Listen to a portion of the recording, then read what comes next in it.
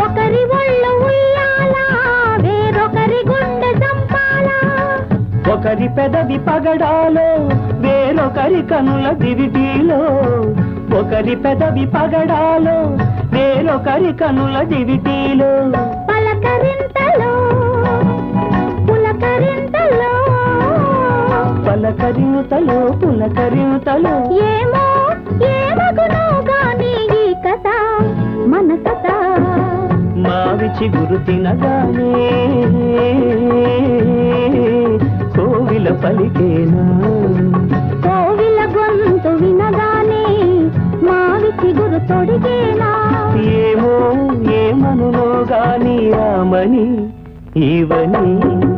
మావి చిగురు తినగానే